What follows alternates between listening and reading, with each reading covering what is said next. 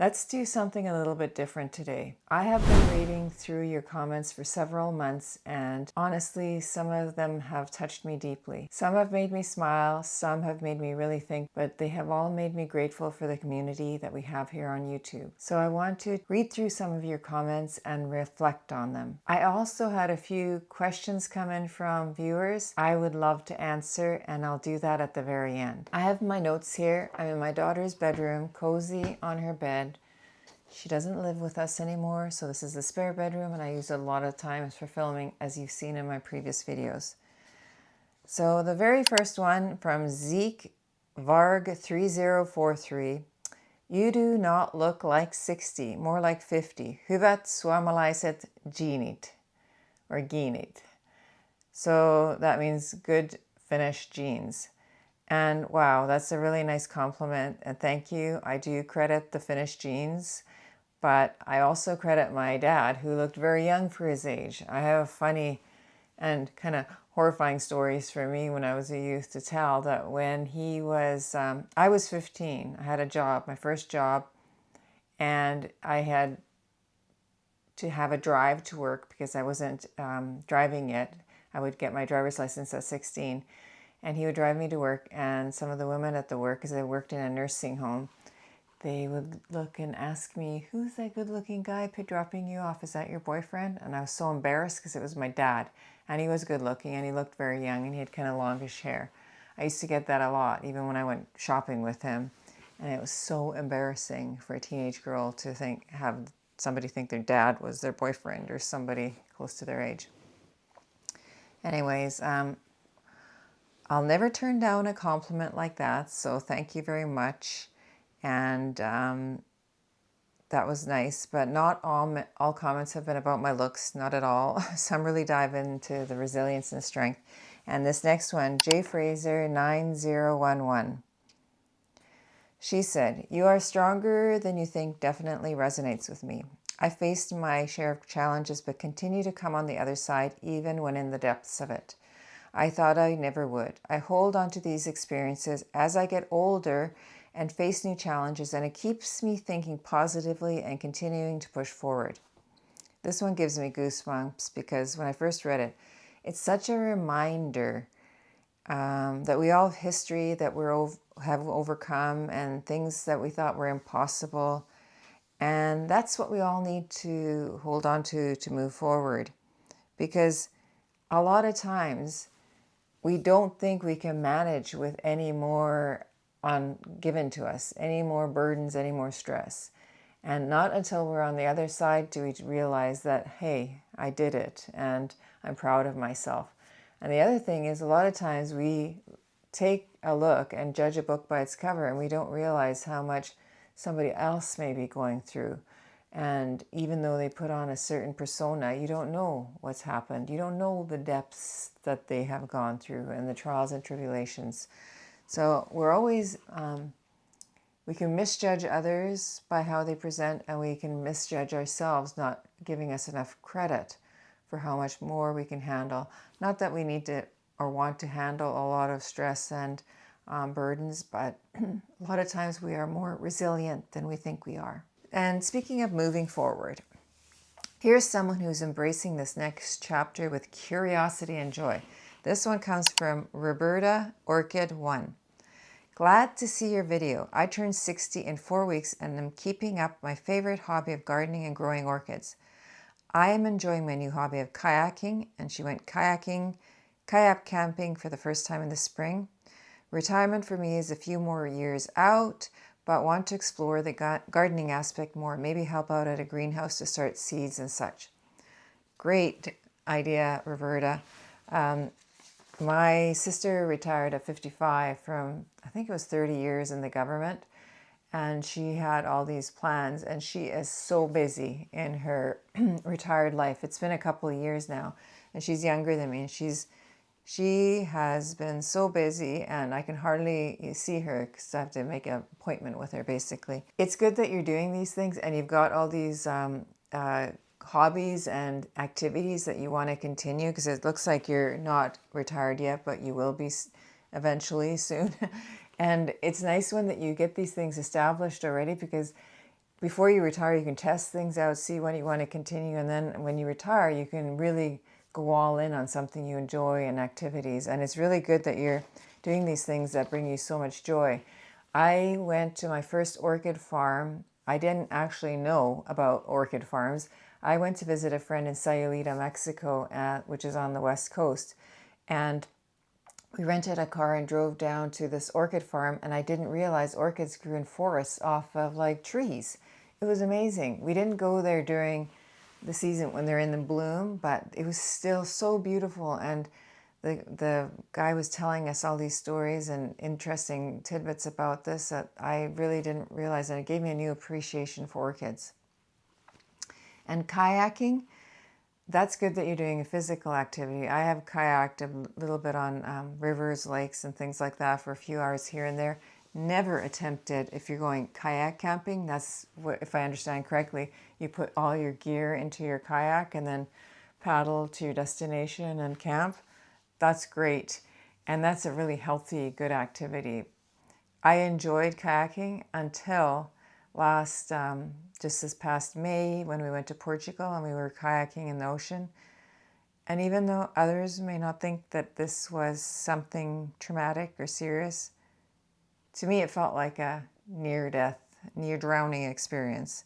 And I'll go into it one day maybe, but I'm kind of now leery of open, deep waters, and I'm also worried that I'm going to be too scared to get back in a kayak unless it's in a really shallow lake. But anyways, I'm really happy and excited for you, Roberta, that you're doing those things. And I hope that I can get back in a kayak soon too, one day. But of course, sometimes the new chapter also comes with some bittersweet reflections. And this one is from Leah, LQ5KL. She says, I can so relate. I just turned 60 last month, and I have been feeling sad about the loss of time as well. After losing my aunts and uncles and my mom last summer, I have become acutely aware of how fast the passage of time goes. The present moment is truly all we have and where I am trying to dwell. It isn't easy, but I've noticed that the more gratitude I have for life, the better I feel and easier it is to enjoy the present. I love that. That's such a powerful reminder about how gratitude doesn't erase grief or the awareness of passing of time, but it allows us to be more present and find the beauty and joy in everyday things. And I realized when I did this 21-day gratitude challenge just recently, because they sent us emails explaining how gratitude can change your mindset and help you. I really realized that when you're struggling and going through hard times, just thinking about the few things that you might be grateful for that day, I don't know, it does something to help shift you so that you're able to get through things a little bit and maybe see some happiness when you're feeling really down or something's really troubling you. So I really appreciate what she said about that. And yes, we only have them here and now. And when you lose a lot of people, like she has in her family, her aunts and uncles and her mom last summer, it's hard. I know how that is. I lost my mom, her sisters, most of my uncles. I lost my dad. Now all my cousins on one side of the family, all the cousins from my aunt and uncle are gone too, and gone very young. So it's hard sometimes when you think that how fleeting life is. It really makes you, I don't know, not worry, but you just wonder, and you feel the sense of loss and just feel like you're not getting things done and you've got limited time to spend with your loved ones, and it's hard. So I love the fact that if you have gratitude and you live in the present and enjoy it to the best you can, it makes it a little bit more livable, and you don't dwell on those things that can make you sad. So thank you, Leah. And then on the topic of gratitude, this next comment, I can read it over and over again. It's from Nona Orbach1. Long ago, I had an inner understanding that time is limited, and I need to do today what I wish and feel now. Perhaps there is no tomorrow. It was a huge philosophical, emotional, clear moment that I have lived by ever since. I became more accurate in all my choices. I have become more generous in sharing my professional knowledge. The feeling of gratitude became clear. I get up early. I have been greeting the sun every morning since October 23 when the war in Israel began, and we're all devastated. The sun is always rising, and it rises every morning. The birds still sing. And this comment really stopped me in my tracks because the image of the sun rising every morning is very powerful, and it's a really profound act of hope and presence. And thank you for sharing this, Nona.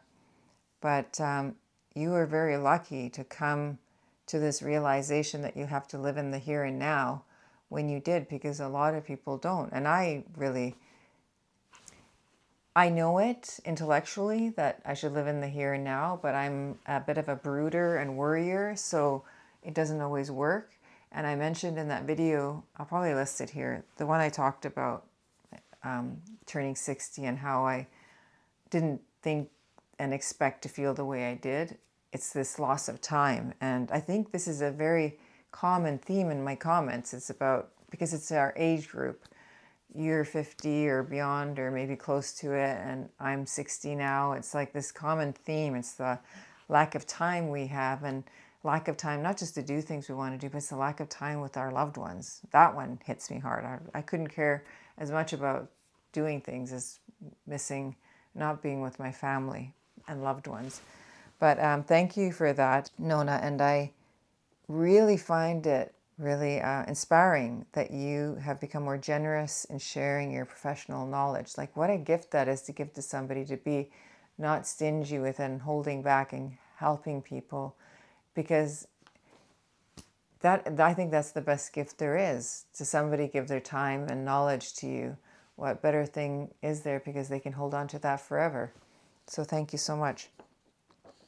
And I think this brings us perfectly to the last one. Short but full of optimism. And this one is from Making the Most of Time Ahead. Oh, sorry, here it is. Evie, retired life. Congratulations, Evie, on your retired life. I also think about how many summers I have left. Turning 62 this month, and I intend to make the best one so far. So, one of the things that, because I heard that saying about I only have X amount of summers to live, and that just got me, like, the anxiety just built up right away, because I thought, I don't even want to think about how many summers or Christmases I have left. And when she says this, I also think about how many summers I have left, turning 62 this month, and I intend to make it the best one so far. So what if we approached each summer or each season as our best one yet? That's a mindset that I want to carry, because instead of thinking about how few we have left or how many we have left, just think about the one you're in right now. If it's the season, or if it's the summer, the Christmas, whatever it is, that you're going to make the best one yet, will make you live in the present instead of worrying about what you have left. And I love that, Evie, and enjoy your retired life. I will join you soon. So now we are here at a few questions that I have from you guys. And Milk for a Snack said, I'll be 39 in a couple of days. 2 out of 3 days, I am super scared of the big 40. I like to hear, for better or for worse, what period of people's lives would they say was their best years, or maybe just their favorite or most significant. Going through a lot of shifts lately, some feel devastating, but I can't help but think that if it was over, let's say 60, that I would say 38 to 45 would be my most significant years. Not that I've lived them just yet. Taking a guess, thanks. So I was thinking about that, Milk for a Snack, and I don't know if I could say to you which are the most significant or the best years of my life, because I lived them probably very differently from you. I was a high school dropout, teenage mom, went back to school, got married, had kids, had a career after that, and now I'm a grandmother, with my kids out of the house. It depends where you're at and what you've done. For me, I feel like my best years are yet to come because all of a sudden it's like I'm getting out of school, I'm going to retire, and I'm going to have all this time to do the things I want to do that I've always been itching to do, but just time, work gets in the way of my life. So I feel like my best is yet to come. And, depending, maybe you're a person that doesn't have children, isn't married, and is waiting to find the right person or waiting to have kids. So right now you're living this different life, and maybe you'll find that best years in your 30s and 40s, or maybe you will think that being an early parent in your 20s, those were the best years. Everybody's different. It's what you have in mind for yourself, what your life goals are, and what you've accomplished and done in your life. I wouldn't say that I would think back that any of my years were the best years. They were all meaningful in different ways.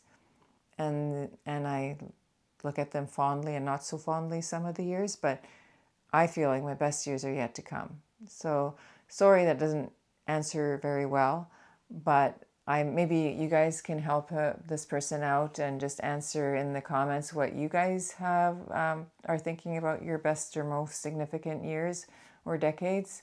But that's my view, that my best years are yet to come. And then I have another question from J Fraser 9011. I would like to know how you came to the decision that this coming year is the year you will retire. I think you said in one of your videos that this would be your last year of working. It's true.